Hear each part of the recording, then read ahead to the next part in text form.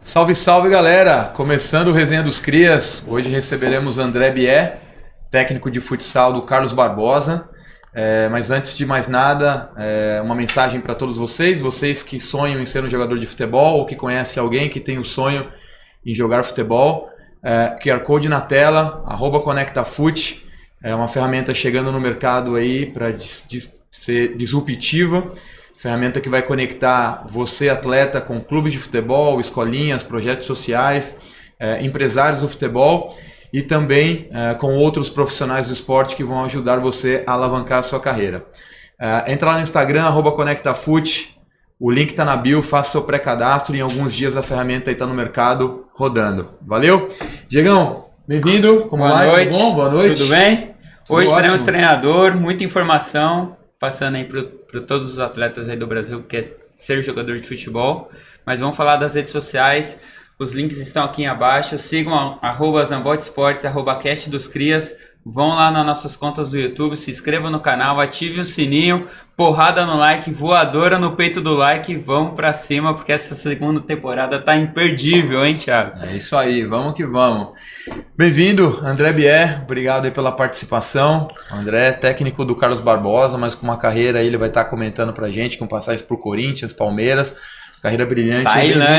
Tailândia. Muito obrigado pelo convite. Internacional. É uma experiência incrível. Então, obrigado, né, pelo convite. Pô, uma honra poder compartilhar, aprender, né, e falar um pouco sobre minha trajetória que aí no futsal, que o futsal me deu tudo aí na minha vida, enfim. Tem história. Tem bastante. Tem bastante história. Tem jogadores bons que passaram na mão desse cara aqui, hein? Muitos grandes jogadores passaram ali. Alguns. Bom, eu também você está no Carlos Barbosa, mas fala um pouquinho sobre você, de onde você é, como você chegou no futebol. Assim, eu sou nascido e criado aqui na Zona Leste, né, na Vila Invernada. Meu pai era treinador do 7 de setembro, de onde hoje eu sou mantenedor da escola, bate-bola, né, de futsal ali do GDS 7 de setembro. Meu irmão sempre foi atleta de futsal e futebol, depois optou mais pelo futsal. Formado em educação física e hoje é advogado, né, também formado em direito, ele. E foram duas referências, dois ídolos que eu tenho então sempre me estimularam muito para que eu pudesse estar ali na função de educador físico, em primeiro lugar. Depois, quando você vai aprendendo cada vez mais os caminhos ali, a faculdade vai te dando alguns direcionamentos, e eu optei em ser treinador de futsal, e é onde eu me via desde criança sendo treinador. E o futsal é a modalidade que nós todos na nossa casa amamos, e por isso a escolha do futsal. Mas claro que tem sempre aquelas pessoas que são referências da sua vida, né? O próprio Paulo César Cola, que foi meu professor de escola, que me deu a primeira oportunidade de trabalhar também no Colégio Brasília ali. Ele é uma das referências. O Gilson Marques do Palmeiras, que foi meu supervisor, que me deu a maior chance talvez da minha vida ali para iniciar dentro de um clube gigante como o Palmeiras, né? Faustinho no futsal ali do Corinthians, né? São pessoas importantíssimas que eu não posso deixar de falar sobre a minha ascensão no futsal, né? E agora Carlos Barbosa ali com o Zibete, com o Caio, né? Então, com pessoas muito boas ali me auxiliando dia a dia, fora a minha comissão que é fantástica. Aproveitando para parabenizar você, toda a sua comissão e o Carlos Barbosa, né, pelo título do Gauchão 2023, bicampeão. Consecutivo 2022 e 2023, parabéns pelo título. Exato, né? Carlos Barbosa é gigante, né? É um sonho de criança. Acho que quem convive com o futsal sabe a grandeza do Carlos Barbosa, né? E o quanto é duro, né, chegar numa equipe como essa. Então, a trajetória foi bem desafiadora, né? Mas graças a Deus cheguei onde meu sonho sempre visei estar ali, né? Porque é uma grande equipe, é uma equipe que cativa muitos nós brasileiros que amamos o futsal. E feliz, primeiro ano fizemos uma excelente liga, né? Paramos ali no Joinville, um empate e a derrota de 2-1, mas contra uma grande equipe, um baita investimento. E nós fizemos uma grande liga, competimos de igual para igual, né? Em excelência, como eu sempre digo aos meus atletas. E no Gauchão tivemos o merecimento aí da conquista do Campeonato Estadual, que é muito forte, que é uma atmosfera sensacional, onde você for jogar tem torcida E apaixonada. apaixonada, eles são apaixonados. Em todos os lugares onde você vai, a torcida realmente ela abraça a atmosfera futsal, né? é incrível, o futsal é gigante no sul do país, né? É muito competitivo e muito investimento. Tem muito investimento no sul, o futsal do sul é muito profissional. Então, assim, muito feliz em poder estar numa região tão rica em termos de futsal, assim. Então, o esporte é valorizado, então eu me sinto muito bem e é tudo que eu sonhei, né? Estar ali vivenciando essa atmosfera que é muito gratificante para um profissional que sempre sonhou em estar dentro de grandes competições, né? E a gente vai falar muito do futsal. Não sei, a sua opção sempre foi futsal ou você já teve outras oportunidades para também treinar campo? Como que funciona isso na cabeça hoje de um treinador que está hoje, né, numa equipe grande como o Carlos Barbosa? Já teve convite para ir para campo ou não? Excelente pergunta. Assim, eu sempre fui um amante, né, e praticante e amante, né? Eu, como praticante, eu era mais jogador do que atleta e por isso que eu não virei. Essa é a grande verdade, né? Para não falar assim, tô machucado, né? Eu machuquei muito cedo, né? Tive uma lesão, Aquelas histórias, né? Quando o cara não dá certo, né? Machucava muito, né? Sabe como é que eu já queria estar com meus amigos de sábado e domingo, jogando aqueles extras, Terceiro tempo era mais importante. Terceiro tempo, a cerveja complica muito. Assim. Exato.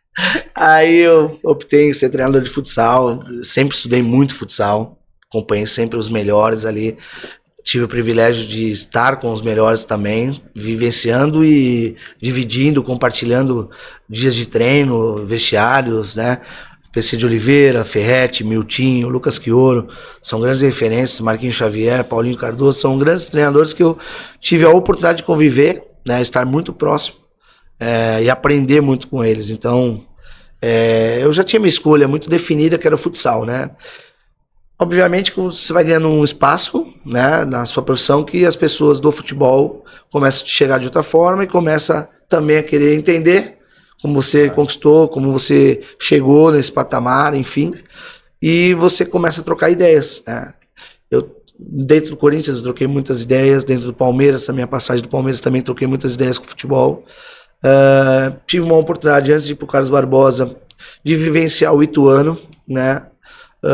Através do meu colega de família, vamos dizer assim, né? Porque jogou com meu irmão, que é o Ednei, que é muito amigo do Juninho Paulista. O Juninho Paulista estava na CBF, o Ednei estava no comando ali do Ituano. Então ele sempre conversamos sobre isso, né? Tinha até algo mais concreto ali, mas bateu aquela coisa, futsal é minha área ali, então eu preferi tomar essa decisão. Acho que tinha mais, até os meus 50 anos ali, o futsal hoje é meu projeto. Aí depois, pra frente, eu acredito que eu deva mudar de função e sim ser um supervisor ou ser um coordenador técnico das categorias de base. Que isso que é o que mais me chama atenção e me cativa, né? E dentro desse projeto do futebol, no 8 anos seria a questão do coordenador técnico, né, das categorias de base, que aí eu deixei um pouquinho mais adiante, vamos lá, futuramente, quem sabe. Não necessariamente futsal. Não, futebol. Aí seria futebol, no 8 anos seria futebol. Legal. E fico feliz, né, que é uma grande oportunidade, porém eu tenho que ver o que hoje seria o melhor para mim. Então, já estava na Tailândia e foi uma grande chance de eu poder, né, realizar um sonho que era ir para o Carlos Barbosa. Então, por isso a opção, né? Agora, o Ituano é um clube gigante do nosso exterior, né, que tem muita história e muito boa estrutura. No Corinthians você esteve como diversas categorias de base. Você chegou a comandar o Corinthians profissional também, no futsal? Sim. O Corinthians, na verdade, eu venho do Palmeiras em 2010. Nós fomos campeões estaduais pelo Palmeiras Sub-15, né? Aí, através do Lucas Chioro, houve a possibilidade de ir para o Corinthians, me direcionando, né, me indicando ao Faustinho, que era o nosso diretor do esporte terrestre, e nosso coordenador na época era o Ricardo Gomes, que optou em me escolher e me levar para o Corinthians, né. No Corinthians eu chego com sub-11, sub-13, passando uns 6 meses eu fico sub-11, sub-13, sub-15, passa-se um ano, eu vou para o sub-20, no final desse mesmo ano, por opções da direção, rompe com o treinador do adulto, né? E aí na verdade, eu fui para ser auxiliar do FET, e o FET fez a opção de ir para Magnus. E eu, como auxiliar, eles me colocaram como treinador interino, né, do Corinthians 2016, que é o grande título da Liga Nacional que nós temos, que é o primeiro grande título, né? Que agora, em 2022, o Corinthians foi bicampeão da Liga, com o meu grande amigo, que é o David Harrison, que é um treinador fantástico, e deu pro Corinthians aí o bicampeonato. Então, assim, eu no Corinthians eu vivenciei 10 anos de muito aprendizado, de muitas conquistas, foram 12 títulos tô falando do adulto, né, do profissional, 12 títulos em 5 anos. Então é um currículo bem extenso em termos de título, de conquistas, em tão pouco tempo e com um treinador tão jovem, né? Meu primeiro título no Corinthians, da Liga, talvez eu sou o treinador mais jovem a ter ganho a Liga, com 34 anos, se não me engano, 35 anos. Então foi o meu primeiro título, assim, né? Bem marcante, impactante, exato. Até pelo projeto do Corinthians, né? Que é um projeto que é muito forte, muito grande. Então, é o que eu falo, muito feliz por ser o primeiro treinador, estar eternamente ali na história do Corinthians pelo primeiro título da Liga Nacional de Futsal. Dos clubes mais tradicionais de São Paulo, é o clube com maior investimento hoje na capital de São Paulo? Eu acredito que Magnus e Corinthians hoje. Passa a ser dessa seguinte forma, né? Aí depois vem Santo André, vem São José, são grandes equipes também, mas com investimento um pouco mais baixo, né? E essa experiência para a Tailândia, conta pra gente como surgiu a oportunidade e como foi essa vivência internacional. Tailândia foi bacana porque eu estava um pouco desgastado no Corinthians, eu acredito que eu já tinha feito o que eu poderia fazer no Corinthians, que as coisas não iriam mais crescer da forma que eu gostaria, enfim. Pedi para fazer um acordo, eu já tinha em vista um pouco a questão de trabalhar fora do país, mas foi muito engraçado porque não tinha nada certo e eu tô indo um dia pro futevôlei. Falei, vou pegar um sabático aqui. Telefone 013 Santos. Em Santos eu não tenho, né? Quase não vou para Santos, é estranho. Uma operadora telefônica me oferecendo algo. Vou atender, né? Bom dia, Paulinho aqui, empresário e tal. Queria saber se você tem a possibilidade de trabalhar fora do país. Falei, claro, sempre. Oportunidade, né? Pode deixar o cavalo passar, né? Sem montar. Claro. Não, vamos ouvir e tal. Aí, em 3 dias de conversa, já estava tudo fechado. Fiz uma entrevista lá com o pessoal da Tailândia, do presidente, do boss, né? Que a gente fala, boss. E foi muito bacana. Uma vivência incrível. A Tailândia é muito próximo do Brasil em termos de tudo, assim, tipo clima. Hoje, a Tailândia tem tudo que o Brasil tem. Tem lindas praias, inclusive. O trânsito de São Paulo. Até um pouco mais caótico. Muito caótico. Você dirigia? Não dá. Mas eu andei de moto. Bastante. Tuk-tuk também. Tuk-tuk. E a cada moto era um susto, era um infarto. Entra no YouTube e joga tuk-tuk Tailândia. Vocês vão ver o que é trânsito. E cada andada de moto ali, ó. Meu Deus do céu, era um infarto na moto. E vai pra lá e carro pra... Meu Deus. O que dá mais frio na barriga? Jogar uma eliminatória da Liga Nacional ou andar no tuk-tuk na Tailândia? Olha, eu falo, que andar de tuk-tuk... Aquele trânsito, aqueles espaços reduzidos, o cara fazendo as curvinhas, difícil. Ficava suado de tanto susto. É melhor colocar uma venda e deixa não podem ver, cara. É melhor. Fecha o olho. Mas que país fantástico. E como que é o futsal lá na Tailândia? Olha, o futsal da Tailândia tem uma boa liga, uma liga que é competitiva no nível tailandês, tá? que é um nível hoje de médio para bom. São jogadores inteligentes, leves. São muitos estrangeiros? Ou São 2 estrangeiros a cada equipe. Ou você pode contratar até mais, porém no jogo só 2 jogam, né? Só 2 atuam. Mas assim, o que mais me chamou a atenção, eles são muito inteligentes. Os jogadores, muito inteligentes. Porém, o que acontece? Eles não têm o mesmo ritmo, né? A mesma batida que nós temos aqui em termos de metodologia, em termos de esforço, em termos de... Tem que ter um baita controle de treino com eles, mas eles são muito inteligentes. Eu passei ali 8 meses sensacionais ali com eles, com meus jogadores, com a comissão, porque me ajudaram muito, né? Os 2 brasileiros, o Neto e o Ayrton, foram 2 caras fundamentais para que eu pudesse ter um êxito ali de dar treino, sabe? De poder atuar, né? De uma forma clara, tranquila, transparente, porque eles me ajudavam muito no inglês e também no tailandês. E assim, eles davam um caminho, né, para os tailandeses entender o treino, entender o jogo, o modelo. E depois foi tudo a questão de participação e engajamento mesmo, que eu sempre falo, né, com os atletas. Conectividade, né? O cara se conectou, legal pra caramba, deu certo. Porque aí teve participação e teve engajamento. Aí falta só a questão de se conectar. Então, eu acho que fiz um bom trabalho na Tailândia, né? Ficamos em 4º ali, porém, perdemos muitos jogadores para a seleção, né? Machucados também, então isso fez com que a equipe tivesse uma queda de rendimento, de performance, mas eu acho que por ser o primeiro ano foi um grande trabalho, um baita aprendizado para mim principalmente, né? Eu aprendi muito a lidar com as adversidades, as questões culturais, que é super importante no futebol e na nossa vida a gente entender onde nós estamos, né? Para onde vamos. Com quem estamos, né? Então, assim, conhecer o lugar e a história e cultura, né? Do clube, do país, eu acho que é muito importante para você se preparar e para você ter êxito aí na sua carreira. E no futsal também tem as mesmas dificuldades como no futebol, do treinador ir para fora do país, porque hoje a gente sabe, né, que o treinador brasileiro no futebol hoje, é muito difícil ele conseguir avançar para uma Espanha, para um mercado italiano, que seja, né? São raros essas coisas que acontecem. No futsal também tem essas mesmas dificuldades, tem licenças específicas que precisam ter, por exemplo, uma Europa, ou não? Sim, tem as mesmas dificuldades do futebol, né?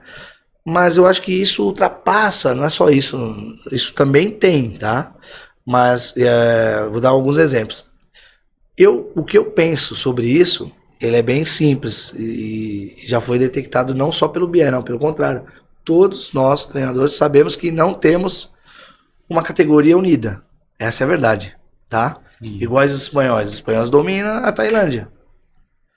Graças a Deus, hoje nós temos um brasileiro chamado o Thiago, que é o gordo, que foi treinador do Tubarão, treinador do Atlântico, que acabou de ser campeão na Tailândia. Então ele vai abrir mercado mais ainda para os brasileiros. E ele tem um bom perfil, ele é agregador. Então esse tá em boas mãos. Agora, infelizmente, e não é só treinador, o brasileiro é assim. É individual. É individualista, é invejoso. Nós não temos ídolos, né? É um país que não tem ídolo. Exato. Eu não sei se vocês, mas o meu maior ídolo foi o Ayrton Senna. Meu também. Né? Sim. Hoje, jogador de futebol. Isso é exemplo de brasileiro mesmo. Eu sou bem aquele. Representava mesmo. Então, assim, eu vejo isso. O brasileiro precisa se ajudar mais. Eu vejo os portugueses se ajudando muito. Eu vejo os espanhóis fechados entre eles. Sai eles indicam um deles. Sabe?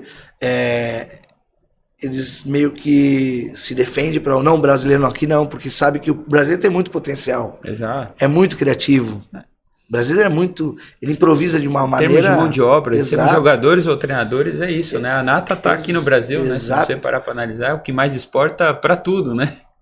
Essa é a pergunta que nós devemos fazer. Como é que nós temos grandes jogadores brasileiros e não temos treinadores fora? Essa é a grande pergunta. Entendeu? É isso que a gente tinha que tentar sanar, solucionar. Primeiro, entender por que não tem. Né? Eu acho que esse é o caminho. Porque eu vejo todos os pivôs ali do Brasil indo para a Espanha. Ferrão, Igor, diversos, Bruno, enfim, Rafa. Eu vejo fixo hoje como Marlon jogando na Espanha, João Vitor jogando na Espanha, Marcelo jogando na Espanha. São garotos que saíram ali do nosso sub-20 do Corinthians. Uhum. E agora treinador eu não vejo o Cassiano indo para uma Espanha. E eu queria ver o Cassiano é um excelente treinador, está em Joinville. O Ricardinho Damares, excelente treinador. Então, o Danielzinho do Corinthians, excelente treinador. Então, eles têm condições, nós todos os brasileiros temos condições de atuar fora do país. O grande problema é que quando chegarmos lá, a gente tem que nos ajudar. Entendeu? Puxar tem que o nos outro, proteger, né? exato, como se fosse uma corrente. Isso não acontece. Né? E claro, aí sim, toda hora atuar, estudar, ser capacitado para estar ali no momento certo, na hora certa e no clube certo. Né? Conhecer a história e cultura dos clubes, isso vai ser muito importante. Mas assim, tem que estar sempre preparado. Se preparar ao máximo para que a oportunidade, quando chegar, você possa render, atuar, conquistar, formar jogador e também formar o quê? Essa conexão com os seus amigos treinadores, colegas de trabalho, para que você possa assim aí chegar a indicar, pô, e vamos trazer para cá porque isso que funciona, assim, um ajudando o outro, porque tem que ser assim. Eu não vou ficar minha vida toda no Carlos Barbosa, como o Cassiano não vai ficar em Joinville, como o Lucas Coelho não vai ficar em Cascavel, enfim, né? Então eu acho que nós poderíamos nos ajudarmos muito mais do que a gente... Porque aqui a gente até se ajuda, um dá curso para o outro, se ajuda, mas eu acho que poderia ser mais forte esse elo de engajamento entre nós treinadores para podermos estarmos cada vez melhores e atuando fora do país também, por que não, né? Tendo essa oportunidade. E hoje tem treinadores que estão nesses mercados brasileiros na Espanha, na Itália, que são os principais? Na Itália tem treinadores, na Espanha eu não vejo brasileiro trabalhando, é muito difícil, muito tempo que eu não vejo o brasileiro trabalhando, muito tempo. Trabalhou Fiat, trabalhou PC, mas agora que eu me recordo brasileiro mesmo atuando, que atuou aqui, né? Tinha o Paulo Roberto, que atuou na Espanha, Duda, mas agora eu não me recordo nesse momento de que tenha um brasileiro trabalhando ali na Espanha. A liga que tem mais valor assim hoje seria a Espanha, assim, nesse sentido ou não? Olha, eu acredito assim, que a liga mais competitiva é a nossa. Ela é muito competitiva, muito forte, muito forte. Agora, a liga onde talvez o maior investimento esteja um maior investimento. Os atletas acabam saindo do Brasil para ir lá para fora. Espanha, Rússia. Eu vejo. Rússia a Rússia é muito forte também. Eu vejo nesse perfil aí. E no futsal, se a gente comparar com o futebol, né, você vê que existe uma renovação maior dos treinadores, existe uma preocupação maior também pela formação. Para explicar minha pergunta, assim, no futebol, a minha opinião vem mudando ao longo dos anos, né? Mas até talvez uns 7, 8 anos atrás era muito assim, não, é o boleirão, ou é o treinador que já está há 20 anos no mercado, que já estava, era sempre os mesmos que ficavam rodando entre os clubes e não surgiam novos treinadores. E muitos também não se interessavam muito nessa parte de formação. Então a gente vê uma leva no futebol hoje chegando. O Abel é um cara de 40 e poucos anos, o Abel do Palmeiras, super estudioso, o Rogério Ceni se formando, o Carpini. A gente vê uma preocupação muito maior agora, né, de treinadores buscando essa formação através das licenças da CBF. Até alguns mais antigos que tiveram que se reciclar também, porque talvez ficavam para trás, existia uma cobrança. O futsal você já vê que já é mais preparado, assim, as pessoas se preocupam mais na formação ou também um pouco mais da boleiragem? Não, eu acho que o perfil vem mudando, tanto no futsal quanto no futebol já mudou bastante, inclusive, né? Eu vejo muitos profissionais estudiosos, né, indo para a área de teórica, atrelado à prática, né? Você vê o Marquinhos Xavier hoje com a sua empresa dando show dentro do futsal aí, confeccionando livros, atrás de livros, falando sobre a modalidade, falando sobre padrões, sobre modelos de jogos, enfim, falando sobre parte tática, também falando sobre a questão de escolas, né, da infância, da primeira infância, enfim, falando sobre o crescimento e desenvolvimento de uma criança. Então, os profissionais estão se cada vez mais se atualizando, cada vez mais estudando, né? As licenças, eu acredito que esse é o caminho, mas que seja um caminho certo, produtivo e íntegro, para que nós, treinadores, possamos ali nos capacitar, mas de uma forma leal e legal, né, na verdade. Porque que dê o direito mesmo para a gente poder atuar fora do país. Porque hoje no futsal nós estamos com esse grande problema. Licença da CBF-S, licença da Federação Paulista. Esse é o primeiro, só estou dando um exemplo, tá? Claro. Conflita muito isso. Qual licença? Qual que eu vou fazer? Igual, eu recebo um telefonema de um diretor da federação, chamado Daniel Muti. Olha, eu queria que você desse curso aqui para licença da federação e para poder atuar. Todos os treinadores agora têm que ter essa licença para poderem atuar no futsal paulista. Falei, tá. Aí quando chegou em valores, não, os valores é assim, olha, você dá o curso e você tem a sua licença adquirida. Eu falei, não, mas peraí, se eu estou dando o curso, isso não faz sentido. Não quer dizer que eu esteja preparado para ser licenciado. Para estar licenciado pela federação. Estou ministrando o curso, mas eu não estou sendo preparado, não estou preparado para ser licenciado para a federação. Então algo tá meio complicado e não vou fazer isso. Porque, na verdade, eu sou profissional, eu ministro o curso, eu quero ter o meu cachê. Lógico, claro. Que é o mais correto. E aí sim, eu farei a minha licença. E ele talvez não entendeu ali na hora e ele... Não, então assim, se você não for, você não vai ter sua licença. E tudo bem. Eu falei, tudo bem. Se eu for fazer a licença, eu vou pagar. É óbvio e claro para mim. Já entendi que vai ser assim. Então assim, e agora tem a licença da CBFS. Então, como é que eu faço? Eu vou fazer a da CBFS ou vou fazer a do Paulista? O que predomina? O que vai predominar? Isso está gerando um baita conflito na nossa cabeça de todos os treinadores de futsal. Outra coisa, como é que eu faço uma licença e já posso dar treino? Pô, não fiz uma educação física, sabe? Mas eu trabalho bastante igual. Nada contra jogador, pelo estágio, né? Porque tinha que cumprir um estágio, talvez de X horas ali acompanhando já algum profissional. Sim, exato.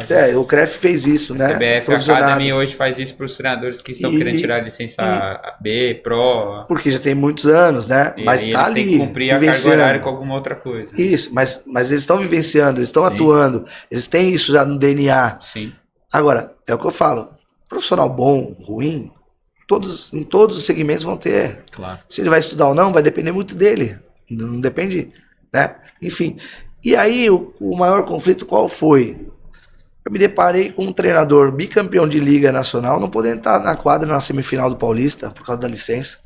Não pode. Pô, o cara tem uma história no esporte, o cara é bicampeão da Liga Nacional, né? Então, o futsal precisa melhorar, principalmente isso. As licenças, qual realmente vai dar o poder de atuar fora do país? Uhum. Esse é o primeiro passo. Hoje não tem, por exemplo, porque no futebol tem a CBF, que é o que hoje é responsável por todas as federações que estão embaixo, né?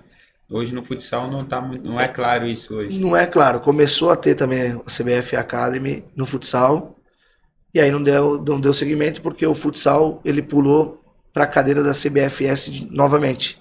Entendi. Entendeu? Então só o que ficou na CBF foi a seleção brasileira, né? Então os cursos vieram para a CBFS e a seleção brasileira ficou para a CBF. Então também tem esse conflito, olha lá. Então agora, quem é que atua com futsal? É a CBF ou a CBFS? Então isso é muito conflitante para uma modalidade só. Outra coisa que é conflitante, quem é que organiza as competições no futsal brasileiro? São as federações ou as ligas? Porque eu vejo as ligas sempre muito bem organizadas, confeccionando grandes campeonatos. E a federação não vejo tão bem organizada. Sim. A divulgação das ligas são excelentes. Nas mídias, em TVs, tudo, enfim, tudo. Na federação eu não consigo enxergar ainda dessa forma. E pode ser que venha acontecer, e eu torço que venha acontecer até uma junção entre federações e ligas, porque é isso que nós profissionais precisamos, de estar sempre a modalidade forte, para gerar mais emprego, para gerar mais condições de trabalho, né, para todos nós profissionais. Então tem isso no futsal que está impedindo da modalidade crescer cada vez mais. Já cresceu, mas ainda é muito pequena perto do que pode ser vendido. O produto futsal é muito forte, é muito grande, Sim. Todo mundo pratica futsal. Futsal primeiro é o esporte da criança, né? Então, assim, você vai na escola, primeiro esporte da educação física, estão lá jogando futsal, uma quadra. Eles podem até brincar de grandes jogos, né? Mas sempre eles vão levantar a mão, futsal, né? Então a criança pede isso, enfim, para o crescimento e desenvolvimento, para a integração entre eles. As grandes escolinhas de futsal vieram para agregar cada vez mais aí no crescimento dessa garotada, porque nós perdemos a rua. E aí vai conflitar com o futebol. Nós vamos tocar nesse ponto. Nós perdemos isso, perdemos qualidade, né? Então, e fora a questão do garoto ser espontâneo, certo? Sabe? Livre. Malandragem, essência, exato. Malandragem que eu digo era boa malandragem, sabe? Enfim, mas é isso. Então a gente precisa retomar o que o futsal precisa, quais são as pessoas. E aí eu acredito que grandes profissionais que já pararam, mas eles podem nos ajudar muito, que é o Vinícius, que é o Lenísio, que é o Índio, que é o Falcão. Eles podem nos ajudar cada vez mais ali, que é o Anderson, que está fazendo um baita trabalho ali na Copa Mundo. Ele hoje, se eu não me engano, é presidente da Federação Paranaense. São pessoas que já vivenciaram o futsal, são pessoas que têm conhecimento da modalidade. É um nome muito forte que pode contribuir. Exatamente. Hoje o Falcão, ele consegue ter participação no futsal no sentido de querer ajudar, de querer melhorar nesse sentido? O Falcão, assim, claro que ele tem outros eventos, enfim, mas o Falcão, para a modalidade, ele vai estar sempre à disposição, com certeza. Ele é o rei da modalidade, né? A gente sabe qual o potencial que ele tem, né? Mas ele é um cara presente hoje ainda, assim, dentro de uma participação de opiniões, de alguma coisa? Com certeza, influenciador total no futsal, total. É claro que hoje ele convive muito mais ali em Sorocaba, até porque a residência dele é ali. Sim. E também a equipe que ele sempre jogou foi a Magnus ali, então tem o projeto, né? Com o Felipe Drummond também, que é um baita presidente e muito visionário também. Que é um profissional que pode nos ajudar muito, até porque tem boas ideias, né? E é competente. Então o Falcão está muito ali naquela região da Sorocaba ali. E a Magnus hoje é um boom, porque sempre ali, o Falcão estava sempre ali dentro do projeto, né? Claro que a qualidade de trabalho de todos ali, Reinaldo Simões, que é um baita supervisor, o Ricardo como treinador, enfim, e os jogadores também com muita qualidade, mas a estrutura Magnus é muito grande, né? Então, é isso que o futsal precisa. Sim. Mais estruturas como Magnus, Carlos Barbosa, Corinthians, né? O futsal precisa de mais. E aí, grande parte do nosso público assim, são jovens, né, que tem esse desejo de jogar futebol, colocar futebol, mas inclui o futsal ali como modalidade também, ou familiares de atletas. É possível hoje um atleta ele viver realmente do futsal? É possível você ter uma carreira, seja um profissional, né, um preparador físico, um massagista, um treinador, um jogador, ele realmente ter uma carreira duradoura no futsal, ele ser independente financeiramente, foi evoluindo ao longo dos anos. Eu não estou comparando cifras, né, do campo com o futsal, mas é possível ter uma carreira hoje só no futsal? Olha, legal. Uma baita pergunta, até porque não dá para comparar mesmo. São dois esportes diferentes, né? Uhum. E em termos de cifras, é muito vago. Claro. Né? Mas acredito que sim, né? Desde que você seja profissional mesmo, você se dedique, tenha comprometimento. Hoje um jogador, um atleta de futsal, hoje, se ele for inteligente, ele mesmo é a empresa dele, né? Ele mesmo tem que saber que ele tem que se cuidar, que ele vai ter que procurar uma nutricionista, um personal trainer, ele vai ter que ter um físio para cuidar dele, especificamente só dele ali, né? Para que ele possa estar sempre... Porque o esporte mudou muito. Aonde eu quero chegar é isso. O esporte mudou muito. Então o jogador, ele não pode só se ver como um jogador, tem que ver com um atleta alta performance, rendimento. Uhum. E para que isso aconteça, ele tem que estar sempre bem alinhado. Alinhado, que eu digo, em todos os sentidos, né?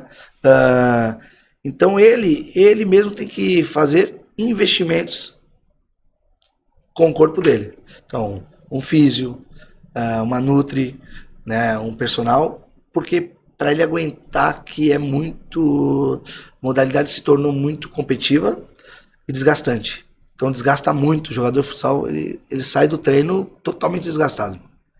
E todo dia tem treino, e por diversas vezes 2 treinos por dia. Então imagine o desgaste que esse atleta tem nas cartilagens, nas articulações, na parte muscular. Tem uma força muito maior, porque você tá toda hora com contato, correndo, você tá toda Sim, hora em movimento. trombando, A intensidade, ela é... quebrando direção, quebrando velocidade, né?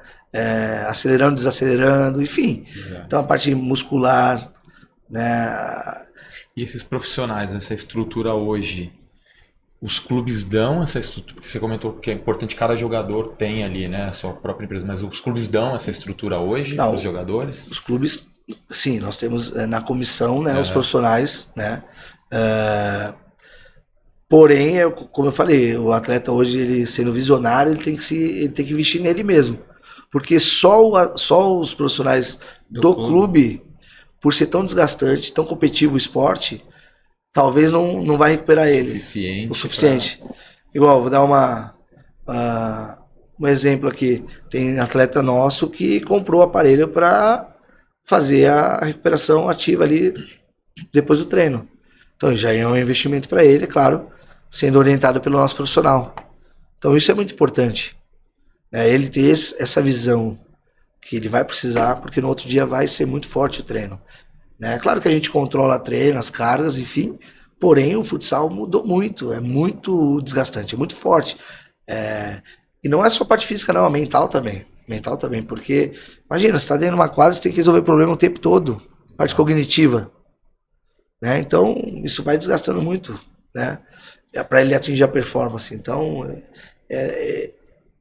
respondendo a sua pergunta, eu vejo sim, claro que existem estruturas que estão acima da média hoje do nosso esporte, estrutura médias, estruturas que estão crescendo, evoluindo, né? E estruturas que já chegaram ao ponto que não cresce mais e é aquilo. Então, assim, depende muito do perfil do atleta.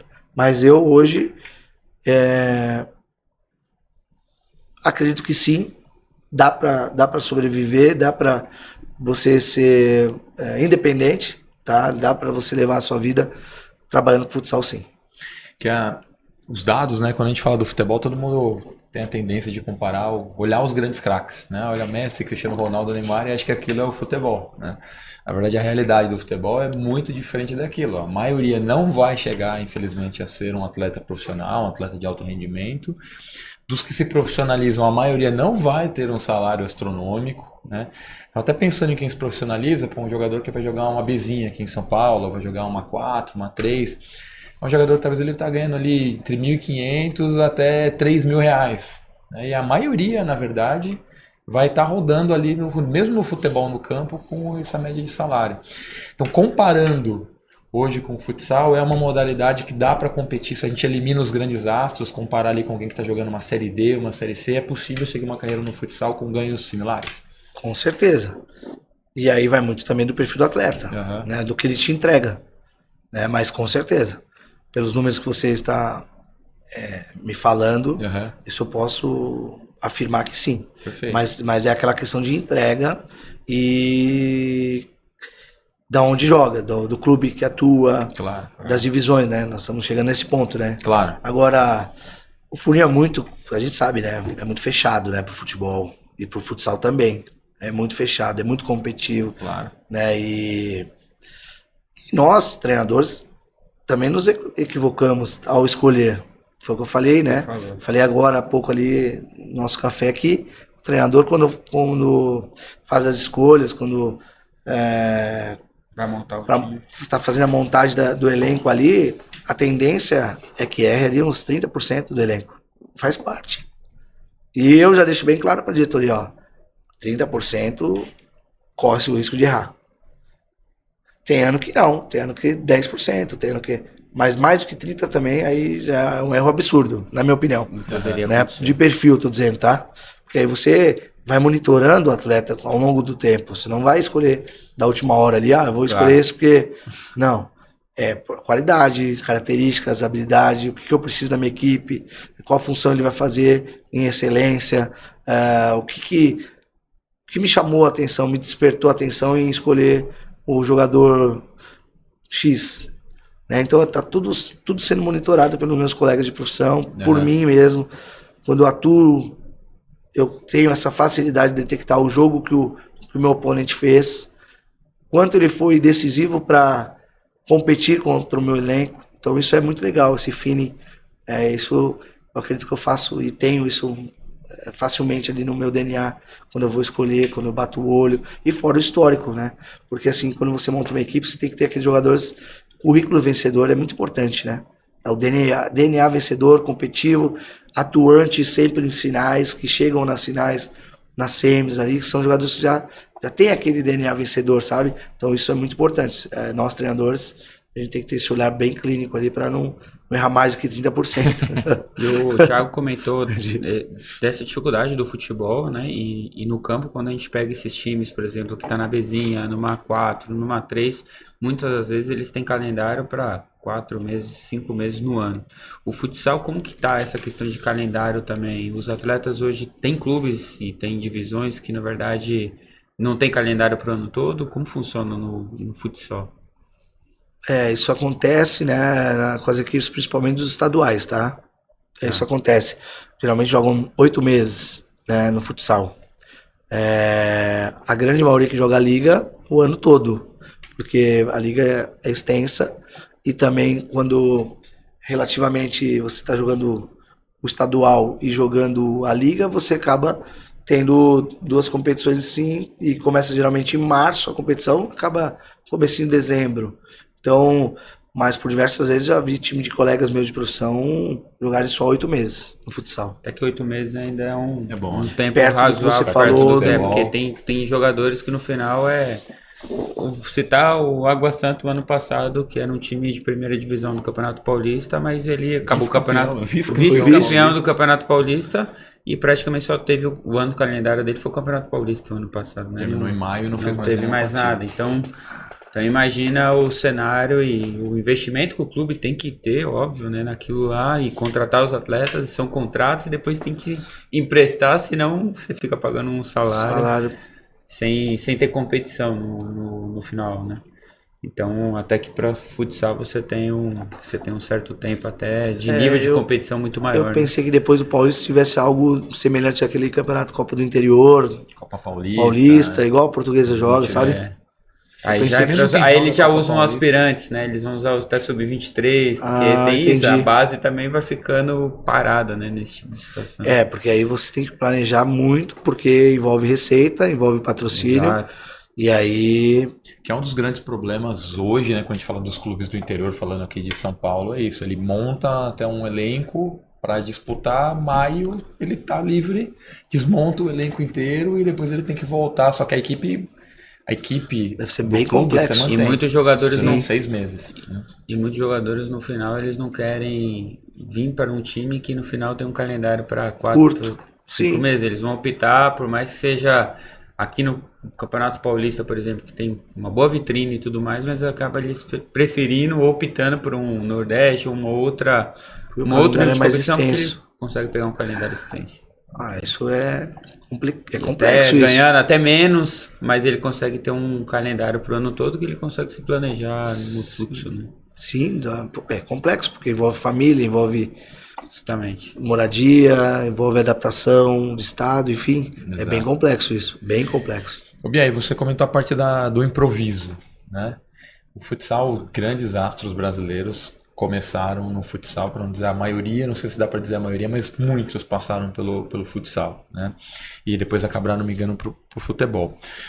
Eu concordo contigo quando você fala que toda escola tem ali uma quadra de futsal, e eu concordo também que o futsal vem ganhando cada vez mais relevância. A gente vê a liga passando aí na Sport TV, passando na TV o tempo inteiro, né?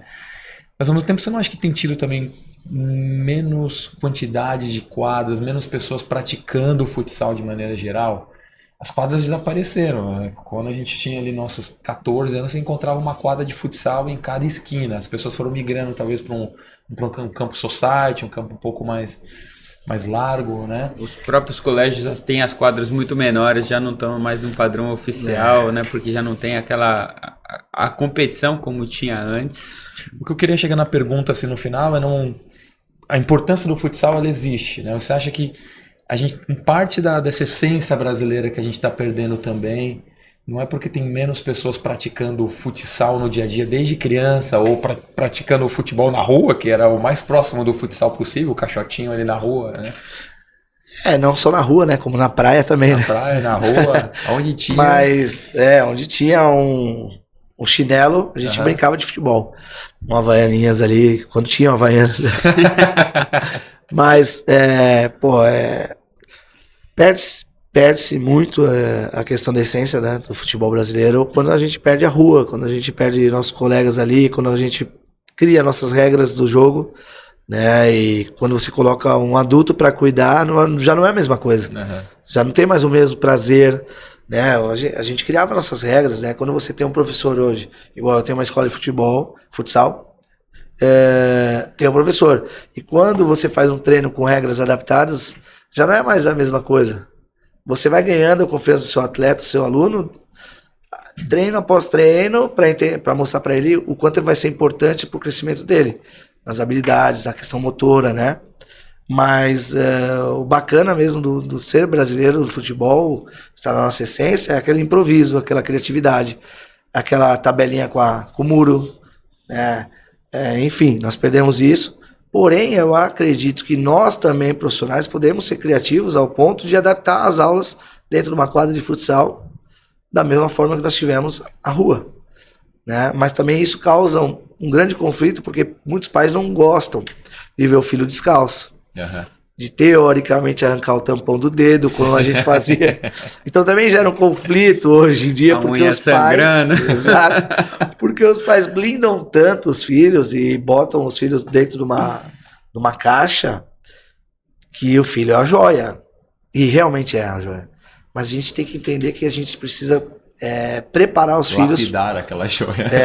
E fora lapidar, mas preparar os filhos para a dificuldade. Porque a vida é muito difícil, né? Não, tem uma pedra no meu caminho, eu vou lá e tiro pro meu filho para ele passar. Não, deixa ele resolver o problema dele. Exatamente. Outra coisa que eu não vejo muito, porque os pais protegem muito os filhos. A gente subir em muro para pegar a bola que caiu na casa do vizinho. Hoje eu não vejo isso. Hoje o menino sobe no sofá, o pai vai lá e tira do sofá. Ou se ele cair, ele vai cair no estofado, sabe? Nossa época a gente caiu no prego, no vidro, na lança, né? Enfim, são coisas que... O sofá na nossa época nem era tão bonzinho como é hoje. Era duro, né? Era duro. Eu tenho uma cicatriz no meu joelho, todo mundo pergunta, você operou o joelho? Eu falei, não, eu caí do sofá. O braço abriu e eu me machuquei no sofá de casa. Mas é claro que eu não quero também voltar esse tempo para a criançada de hoje, não é isso, não é isso. Mas a gente tem que adaptar algo nesse sentido para fazer com que eles tenham essa independência. Tem que buscar esse equilíbrio de não blindar 100%, mas saber que a criança também tem que conduzir um pouco sozinha. Subir muro, pular, sabe, com facilidade.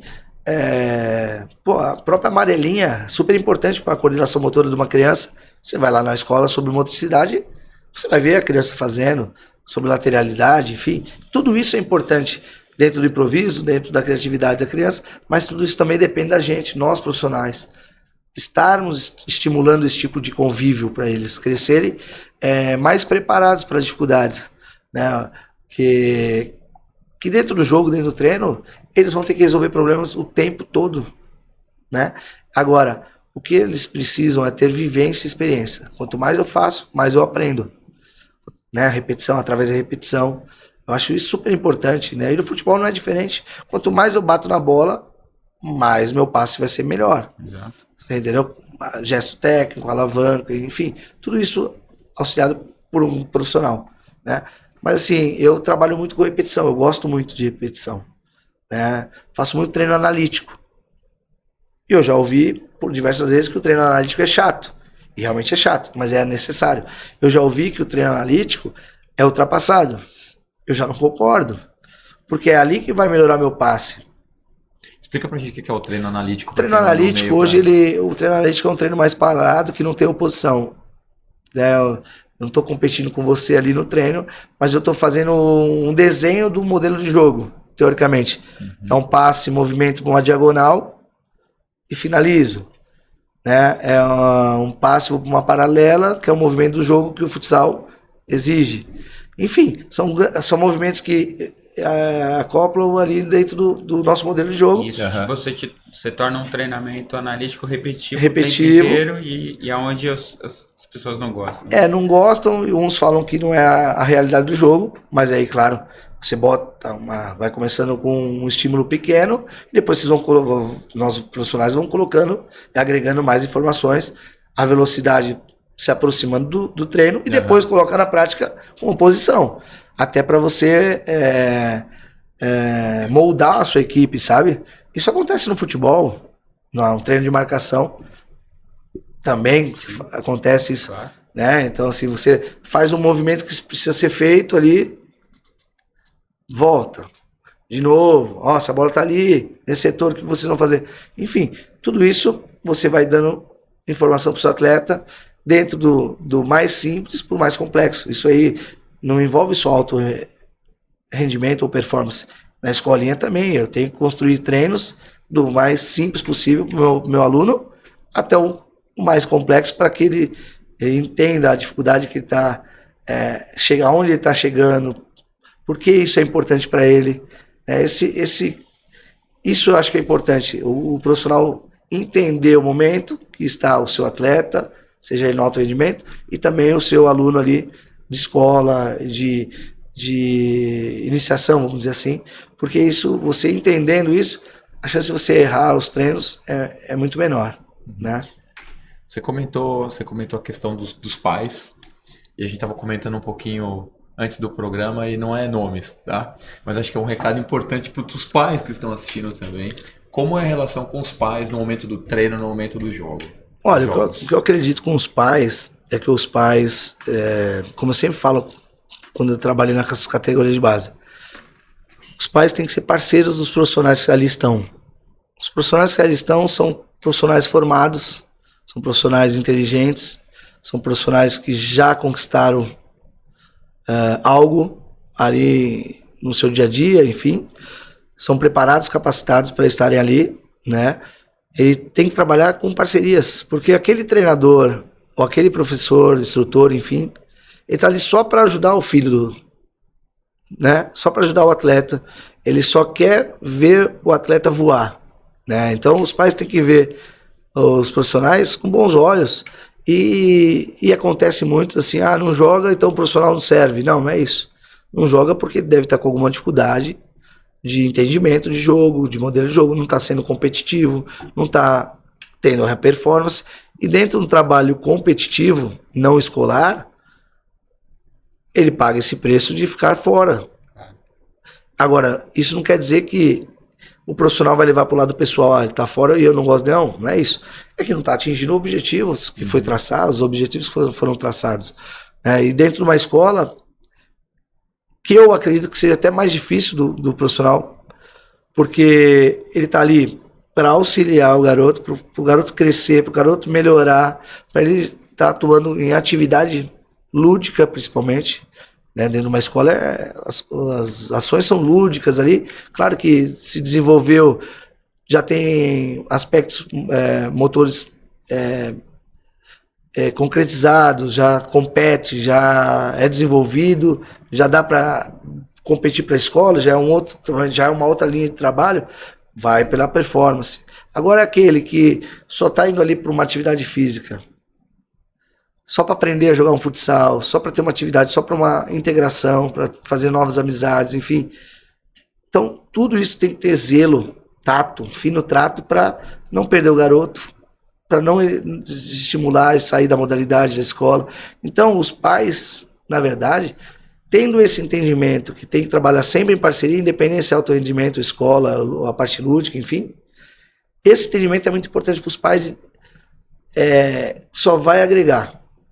no crescimento e desenvolvimento dos filhos. Só vai agregar, porque assim, nada é pessoal, é sempre pelo bem ali do ser humano, né? Do cidadão.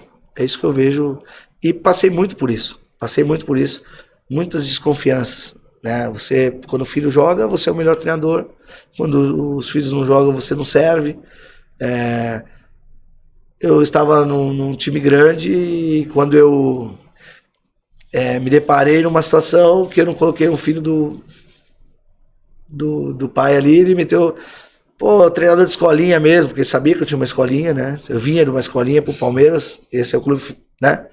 E aí eu fui indagado de, você tá aí, mas você na verdade você é treinador de escolinha. Mas por quê?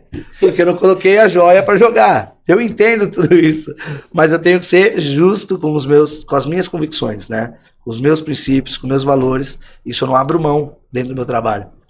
Quem vai jogar? Quem tem merecimento, vai estar atuando, quem competiu, quem me entregou tudo que pôde entregar, sabe? Então, isso é normal. E aí que eu falo, e nós, treinadores, como nos deparamos com uma situação como essa, nós não temos que revidar. Pelo contrário, é mostrar para ele que ele está mais uma vez equivocado. Uhum. Ter comportamento totalmente diferente do que ele teve. Não ser agressivo. Escuta, né? E numa outra hora, numa melhor hora, você fala. Porque ali, ele tá nervoso. Se você ficar nervoso, imagina o que vai dar. Vai dar ali você tem que agir de uma forma, ao contrário, ele tá nervoso, ele quer discutir. Não. Simplesmente olha e fala, semana que vem a gente conversa sobre esse fato. E ali para, né? Porque ele vai para casa dele, vai repensar, e vai escutar os amigos, vai escutar os diretores, o supervisor da equipe, e depois, se for mesmo uma coisa que é quase 100% é justa ali, as nossas escolhas são bem justas, e ele vai entender que foi justo, ele vai te pedir desculpa futuramente. Porque o filho mesmo, pelo zelo, pelo trato do dia a dia, vai mostrar para ele, pai, você fez isso com o treinador me trata bem. A questão de eu não jogar ou não é uma coisa que talvez eu não estou conseguindo competir de igual para igual com meus companheiros. Mas não é a criança o problema. O problema sempre são os pais. É acreditar no processo, né? Exato. Acho que tem que, se o atleta ele realmente escolheu aquele clube, é lá que ele vai se performar, tem que acreditar no processo, não adianta. Ele tem que fazer o máximo dele e deixar que as coisas aconteçam quando tem que acontecer. Né? Exatamente. Esse é o processo. E assim, aí quando a gente leva isso para alta performance, né, no meu caso hoje, né, eu que escolho, eu que crio a equipe, né, faço a confecção da equipe. Eu quando eu falo na minha apresentação ali, principalmente nos meus primeiros dias de trabalho, como é que eu vou contratar alguém sendo que eu não quero esse cara do meu lado? Vamos lá, esse é o primeiro ponto, já vamos partir desse ponto. Mas eu não tô jogando, você não gostou de mim. Não, peraí, você não tá jogando porque você não tá tendo performance. Aqui eu preciso ter que ter a performance. E a performance, ela começa em todos os sentidos do clube, desde o primeiro bom dia que você dá ao primeiro funcionário. Entrou no clube, você tem que ter performance para tudo. Você entendeu? Claro que o que vai me direcionar é ali dentro da quadra, é o que você produz, é quantos desarmes você faz, é quantas finalizações você faz, é o que você produziu, né? Essa é a verdade. E outra, você está competindo com outros jogadores na mesma função. E ali é quem é melhor joga, não tem jeito. Eu preciso botar quem sabe. Agora, o que eu não consigo acreditar vou pôr ali no colo do treinador porque eu não estou jogando. Não faz sentido, porque o treinador que fez, confeccionou a equipe, você não está jogando, algo você não está entregando. Entendeu? Então, assim, eu não posso transferir para o treinador. Não, eu tenho que assumir o que está acontecendo. E aí melhorar.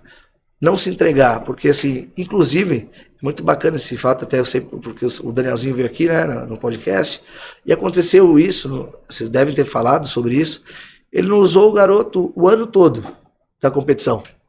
Na final contra o Santos, ele estava perdendo, se não me engano, faltava 20 segundos, 15 segundos, e depois o garoto era um garoto grande ali, né? Teve uma bola de goleiro linha, a equipe do Santos chutou para fora, faltando 7 segundos, se não me engano, 8 segundos, ele colocou novamente o garoto para fazer o pivô, o goleiro lançou a bola para a área, o goleiro do Santos rebateu, foi para a bola para escanteio. No escanteio, o Daniel já estava dando a mão pro treinador do Santos, Olha como é importante, né? Você colocou um garoto que quase não jogou o ano todo para ganhar um escanteio e dentro desse escanteio você é campeão, hein? Brincadeira. E a sacada do Daniel também, né? Então assim, ó, olha o quanto é importante. O cara tem que se preparar, tem que estar preparado para qualquer movimento, qualquer circunstância. E o Daniel foi campeão assim. Eu acho que foi fantástico isso.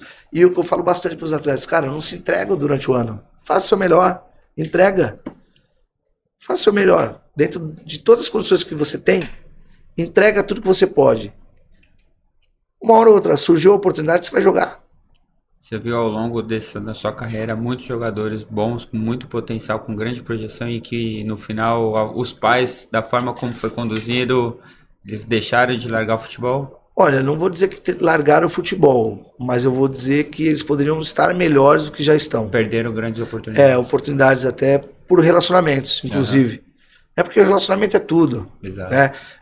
Principalmente o relacionamento que ele é íntegro. Que não tem essa questão do vou fazer isso para já visualizando algo pro futuro, sabe? Um relacionamento tem que ser íntegro. Vamos fazer de boa. Se futuramente. As coisas vão acontecendo, exato, né? Que é o processo, é o famoso processo. Então, eu penso dessa forma, mas eu vi muita gente ficando pelo meio do caminho devido a isso, aos pais não entenderem que os filhos não estavam preparados naquele momento, né? Mas são grandes jogadores e que hoje poderiam... você sente que isso acontece muito na parte da base ali, nas Sim. categorias ali. Sim. O profissional já consegue ter o discernimento mais ali que sabe que tá abaixo ou não, né? O cara que já tem seus 18 anos pra cima ali, ele já consegue ter a noção. Né? Sim, eles têm a noção porque eles competem muito entre eles durante o treino, é muito intenso o treino. E aí o pai já não tem mais tanto poder ali naquele garoto, né? Jamais. Também perde um pouquinho do controle, da distância também pode ser de estado, né? Exato. Ou de cidade, enfim. Mas o que eu vejo, assim, o pior de tudo que eu vejo, já passei por isso na base, é assim... O pai visualizar o filho como investimento. Isso pra mim é o pior. Seu filho é seu filho, cara. E joga uma carga, uma pressão completamente desnecessária. Né? Seu filho é seu filho. Eu via muita gente no café, tomando café, tentando fechar contrato dentro de um café ali. Pô, mas você tá falando do seu filho, não é assim. Seu filho não é dinheiro, cara. Seu filho é alma, coração, né? E os caras, meu filho, pô, vou ganhar tanto. Não, cara, para de ganhar tanto, cara. Seu filho... Veja seu filho como seu filho. Exato. Ou talvez tentando viver o sonho que é dele através do menino. Frustração, né? perfeito. Talvez ele tinha o sonho também de ser um jogador de futebol. E a gente vê muitas vezes nesse relacionamento, assim, ele até fala, ele se inclui. Nós saímos do clube eu jogava assim. E nós fomos para o clube Y, nós fomos... Não é nós, é o menino que está fazendo o trabalho. Exato. Aí você vê que ele está vivendo aquela vida como se fosse a carreira dele, na verdade. Cara, é isso. E transfere aquela pressão e esse sonho ali pro moleque, né? E cada vez mais se torna... Ou pra menina, porque hoje tem o feminino. O peso fica muito forte nas costas de um garoto de 13 anos, de 15 anos. É muito forte, cara. O moleque não consegue ter independência. Exato. Para ele, o treino, ele já vai pressionado, o rendimento é outro. Porque todo mundo pressionado, mesmo sendo experiente, você... E já tem a pressão do próprio clube para a entrega do resultado, né? Exato. Já tem uma carga de pressão muito grande. Porque Exato. o clube quer vencer. Você, como treinador, quer fazer as coisas acontecerem, né? E assim, o que eu vejo, né? Claro que nós estamos falando de crianças, de garotos ali, e quem mais pressiona são os pais mesmo. Né? Porque o pai... Geralmente o pai ele se põe no lugar da criança e são coisas totalmente diferentes, né? Enfim, só chega a atrapalhar, mas nas questões adultas, assim, nós mesmos nos cobramos. Eu sou um cara que me cobro sempre. Eu quero ganhar sempre, mas sempre respeitando o meu oponente. Sempre entendendo por que eu perdi quando eu perco. Eu quero entender por que eu perdi, eu quero estudar o jogo. Eu tenho que estudar o meu oponente mais... O que ele fez diferente, exato, né? Exato. E tá dentro do nosso DNA ser vencedor. Nós nos acostumamos a ser vencedor. Então, quando você perde, é muito frustrante, mas a gente sabe que a gente perde mais do que ganha também. E aí a gente tem que entender por que perdeu, né? Lógico. Então, eu acho que isso é mais importante. Eu costumo dizer muito assim para os atletas, cara... vamos pensar quem nós éramos em 5 anos atrás, ou não precisa nem ser muito tão longe, 3 anos atrás, quem nós éramos, o que nós estamos tendo como oportunidade hoje, no presente, que é o que vale, e quem eu quero ser, cara. Mas como é que eu vou chegar lá adiante se eu não, eu tenho que ver aqui, ó, primeiro. Então o que eu preciso? Eu preciso conquistar, preciso mostrar, preciso entregar o que eu sempre falo muito isso, cara, deixa, entrega e faça o seu melhor todos os dias aqui. O que nós seremos daqui a 2 anos, 3 anos, ele vai ser importante, nosso futuro é importante, mas vai depender muito do que nós estamos fazendo hoje, cara. Né? E aí olha lá para trás, sua essência, seus valores, seus princípios. Foram eles que te trouxeram aqui nesse momento. Então, pô, não perca isso. Ali tem que estar sempre ali no seu dia a dia. A educação, né? O seu relacionamento, como é que você foi criado, sua verdade, o olhar, quando você está falando com alguém, você olha no olho, dá bom dia, olha no olho. Porque isso tudo é importante, o comportamental. Porque só o talento não vai a lugar nenhum. Eu costumo falar assim, ó, o talento é bacana pra caramba. Mas se não tiver atrelado com comportamentos, você não chega em lugar nenhum, cara. Não chega. Porque hoje, para nós treinadores, é muito importante o cara ter um comportamento verdadeiro, leal, de cumplicidade, sabe? De te defender em vestiários que você não tá, mas ele tá lá te defendendo. Não acho que você tá. Porque tem muitos ali que não jogam, né? E pode criar um ambiente que é ruim para o ano todo. E isso só vai prejudicar nós e nossas famílias, porque é tudo por eles. Quem mais sofre por nós é a nossa família. Né? Todos eles, quando você entra numa rede social lá, tá falando do treinador, tá falando do jogador que não faz gol há tanto tempo, tá falando do fixo que errou um passe e aí gerou o gol. Quem tá vendo isso são os nossos familiares. Eles sofrem por nós.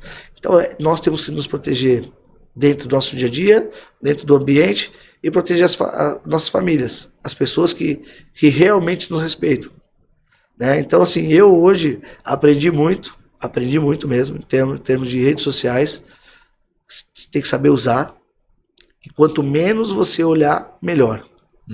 Para você não criar problemas. Você acaba gerando problemas que não tem, conflitos que não tem. Né? E aquilo vai te minando o seu dia a dia. Então, isso é ter resiliência e não querer entender por que estão falando isso, cara. Porque isso é coisa ruim. A rede social deu voz a todos. O cara que não entende futsal, o futebol, ele é amante da instituição, mas ele não entende o que acontece. Mas ele vai lá te criticar se você perder. Porque ele acha isso legal, porque tá todo mundo fazendo, eu vou lá fazer. Às vezes o cara nem assistiu o jogo, né? Mas alguém criticou e tá descendo a lenha. Ele falou, eu não vi a partida, mas tome. Foi ruim, perdeu. Mas isso cara é ruim, não presta. É muito triste isso, né, cara? Porque assim, ao invés de você... Então, não tô dizendo assim, ter que elogiar, não, por elogiar, não é isso. Não. Mas vai conhecer quem é o treinador, vai conhecer quem é o fixo, vai conhecer quem é o ala direito, vai conhecer quem é o time do Carlos Barbosa hoje, sabe essas coisas? Vai conhecer quem é a seleção brasileira, vai entender que é o Marquinhos Xavier. Não fica criticando, né? Tô dando alguns exemplos, mas é o que acontece no nosso mundo. Claro. Hoje tá muito mais fácil você criticar do que elogiar. Mas não é só crítica ou elogio. Tem que ter o quê? Conhecimento. Vai ter conhecimento, vai estudar, vai ver quem são as pessoas que você está falando. Porque tá livre. Então fala o que quer, né? Claro que eu não vou ficar debatendo em rede social, mas é uma bobeira, porque machuca e magoa as pessoas que são nossos familiares, que estão sempre com nós, né? Claro. Pô, imagina um filhinho lá, de 8 anos, vai lá e lê, pô, aí vai lá e vê que a notícia do pai. É ruim, né? Claro. Pô, então, assim, acho que as pessoas têm que ter um pouco mais de compaixão ali, entender que nós acabamos de passar por uma pandemia, meu. Eu acho que as pessoas precisam se ajudar mais, se entender mais, se respeitar mais, ter mais cumplicidade, mais amor ao próximo. E parece que não, parece que nós estamos retroagindo o tempo todo, só crítica. Pô, eu não consigo mais assistir TV, cara. Não assisto mais TV porque é só coisa negativa. Então, assim, pô, o quanto é legal que nós estamos conversando aqui, debatendo, aprendendo. Eu tô aqui hoje compartilhando com você, mas estou aprendendo muito. Exato. O tempo que nós já estamos aqui, nós estamos compartilhando as ideias, informações, que para nós, quando eu tenho certeza, quando saímos da porta, isso aqui vai ser muito grande, né? Muito grande. Exato, muito agregador para o nosso crescimento, sabe? Como indivíduo e depois, claro, atrelado ao profissional. Claro. Mas nós precisamos mais de coisas boas. As coisas boas não estão hoje sendo refletidas na mídia, vamos dizer assim, né? Então, eu hoje, até porque nós estamos falando de pais, de atletas, de relacionamentos, dessa aproximação com os pais, dificilmente o pai vai ter vínculo com o treinador. Que não é legal. tem que ter respeito. Esse vínculo de querer, churrasco na casa, não, isso não. Mas assim, o respeito do treinador, da história, o respeito por ele estar ensinando a sua joia com seu filho. É isso são princípios e valores que eu aprendi com meu pai. Valorizar os profissionais que estão ali, que ali estão. Porque estão se entregando o máximo para fazer com que a gente cresça, evolui como ser humano, como cidadão, tendo informação e conhecimento.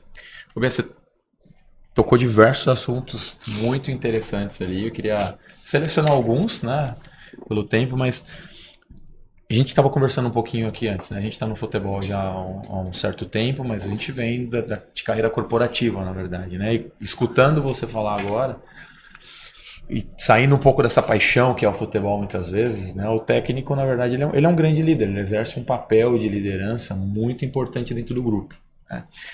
E aí uma curiosidade escutando você falar, qual é o seu estilo, como você gestiona o seu grupo, porque ao mesmo tempo que você precisa gerar uma competição interna, porque quem é titular hoje, ele tem que se sentir pressionado no intuito que se ele não estiver performando amanhã, o cara que não tá, ele vai ter uma oportunidade e vai jogar.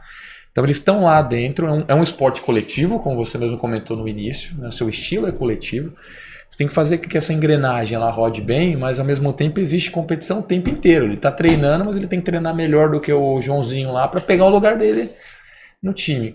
Qual é a complexidade que tem no papel de liderança e como você lida com essa situação? Pô, é legal demais. A questão da gestão é muito, muito importante para nós treinadores, né? Para o nosso convívio, para o nosso dia a dia ali. É uma das coisas que eu mais tento estudar, né? Mas eu acredito que... E aí eu sempre falo para os atletas, olha, cara, toda vez que eu acordo, eu faço minha oração e falo assim, eu tenho que ser justo. Tenho que ser justo. Não posso... porque é meu amigo, porque já jogou comigo. Não. Tem que ser justo. Quem tiver bem vai jogar. E essa competição, ela tem que ser sadia. Eles entendem isso. Uhum. Os atletas hoje... hoje não, né? Eles entendem quando é justo e quando é sadia essa competição. Porque é isso que gera o bom ambiente, né? O respeito entre eles, né?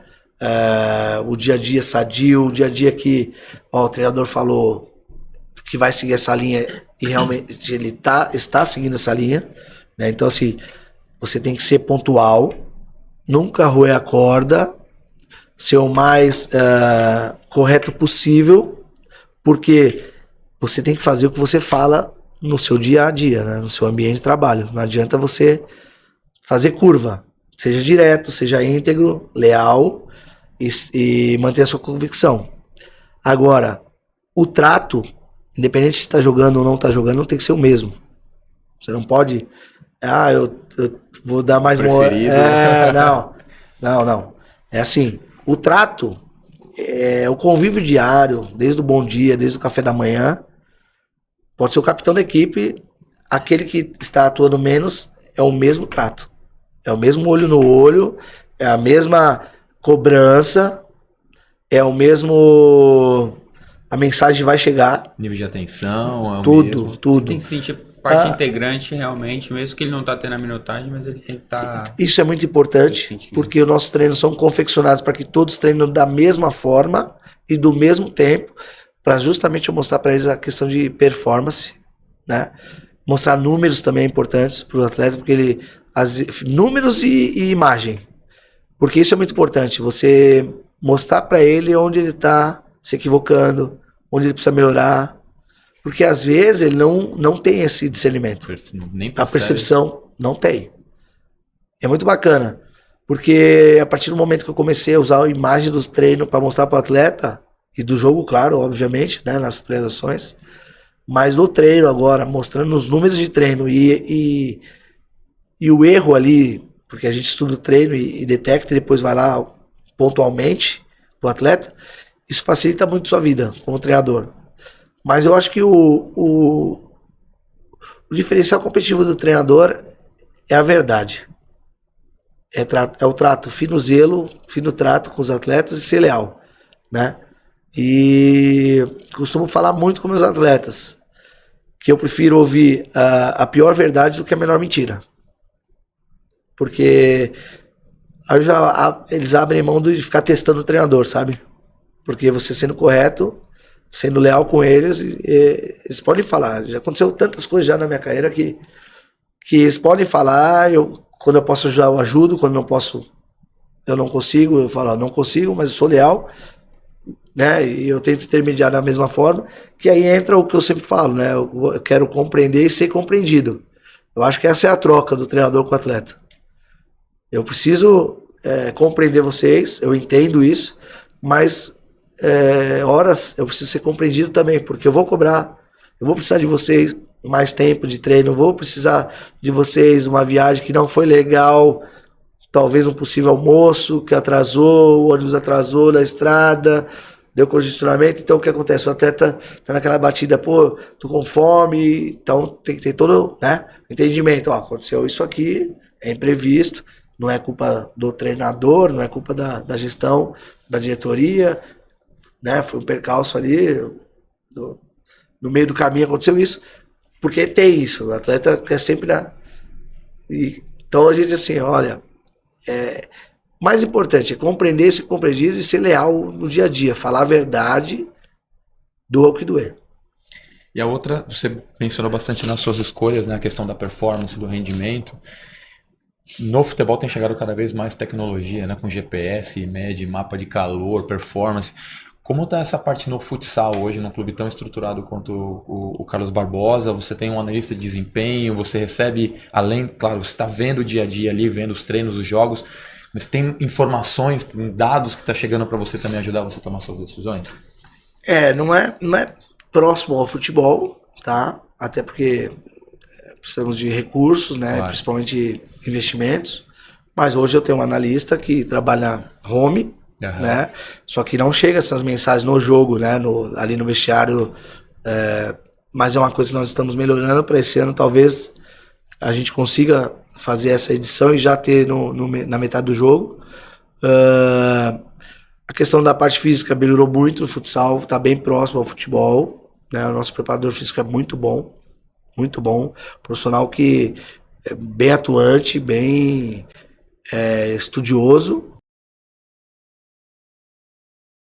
Esse ano passou, nós tínhamos o Pedro Rei, tínhamos o Murilo, que ficava muito tempo em quadra, e isso me chamou muita atenção, porque eu não tinha jogador assim, a não ser o Nenê e um pouco do Henrique no Corinthians ali também, mas 30 minutos, 27 minutos, o jogador jogar o jogo quase todo, né? Muito tempo. Me chamou muita atenção e não teve lesão nenhuma. O Pedro Rei não teve nenhuma lesão durante o ano e não abria a mão de treinar. Um baita perfil de jogador, de atleta, né? Infelizmente nós perdemos pro Joinville ele, né? Ele que escolheu, né? A ida pro Joinville. Como eu falei, é o maior investimento hoje no Brasil para vocês. Mas me chamou muita atenção do Pedro Rei jogar tantos minutos e a performance dele sempre do que a gente imaginava, sabe?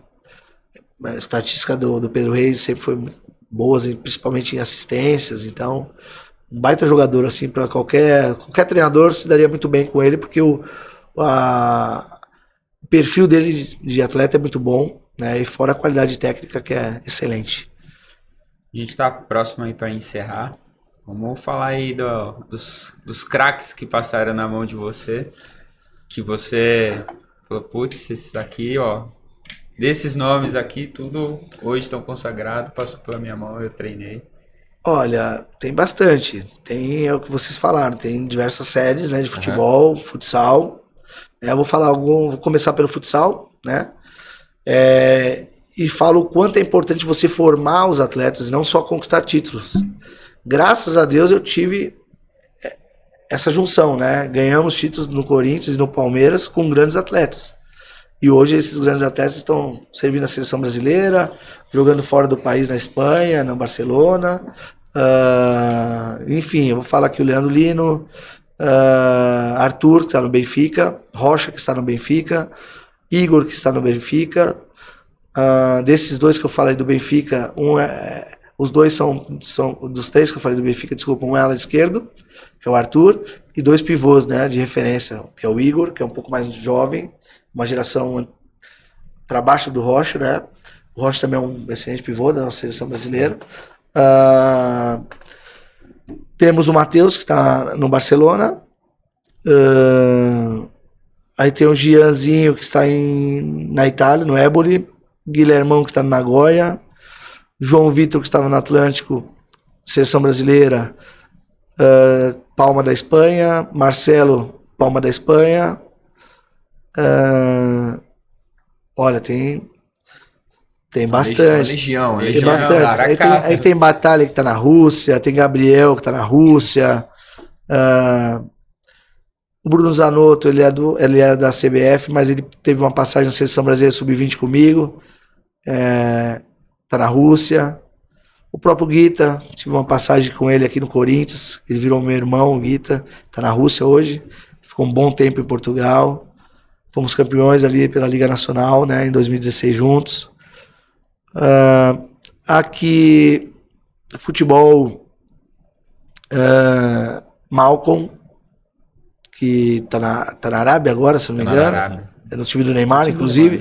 Time do Neymar. Gustavo Mantuan, Guilherme Mantuan, o Martinelli, Gabriel Martinelli, Renan Paixão, Rodrigo Figueiredo, que jogou no Corinthians, é um meia muito bom, canhoto. O Renan Paixão tá no Japão, um zagueiro, né?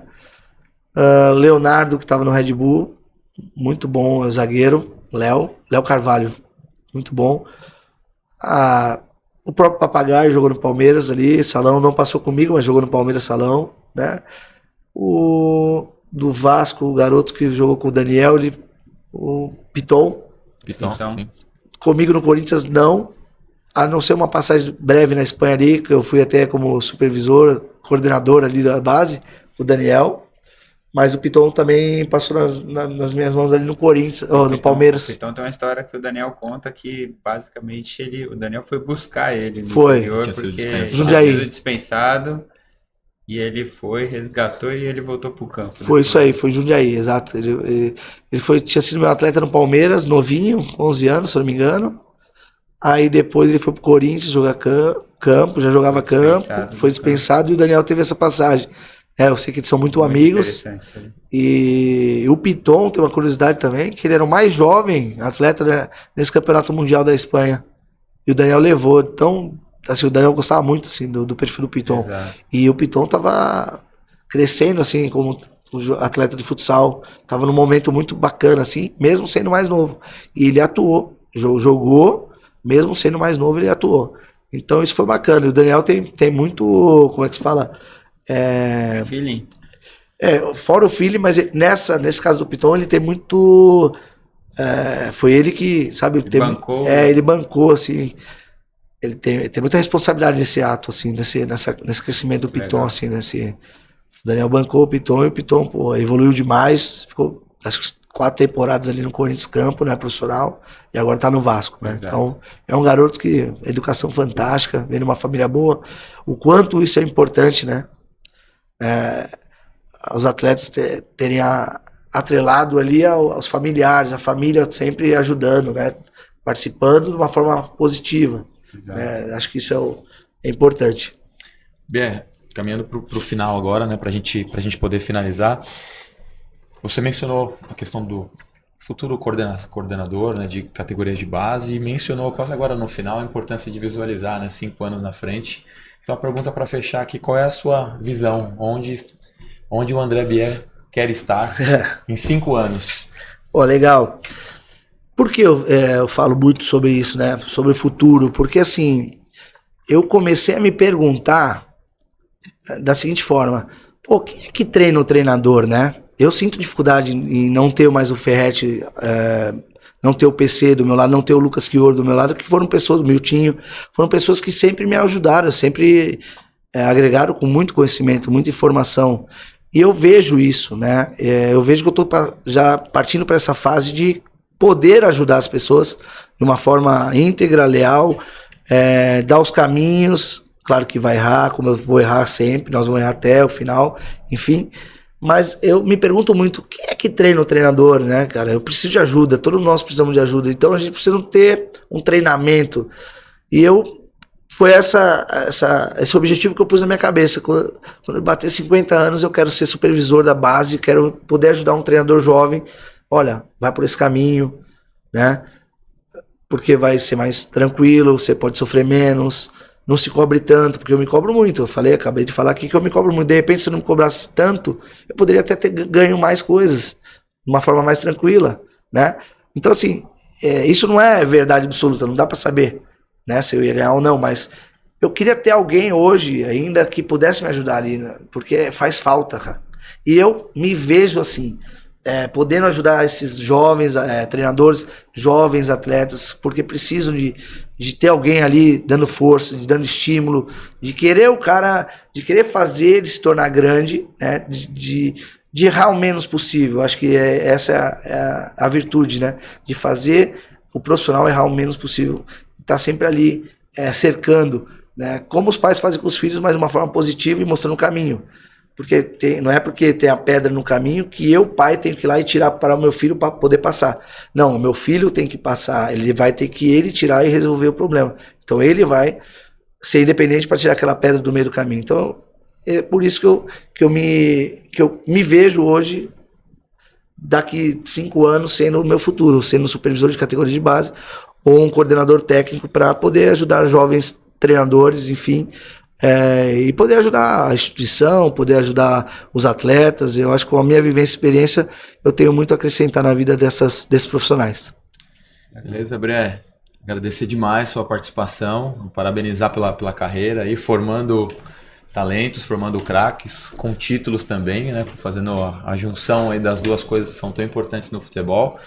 Certeza vai continuar com a sua carreira brilhante aí. Esperamos um grande coordenador, supervisor, gerente, diretor de base em algum clube aí de muita tradição no futebol brasileiro, porque não europeu, internacional. Brigadão, valeu pela eu que agradeço. Foi muito bacana esse bate-papo, aprender, compartilhar. Isso é muito importante para todos nós. Então estamos no caminho certo. Valeu, obrigado. Obrigado. Muito bom. Muito bom.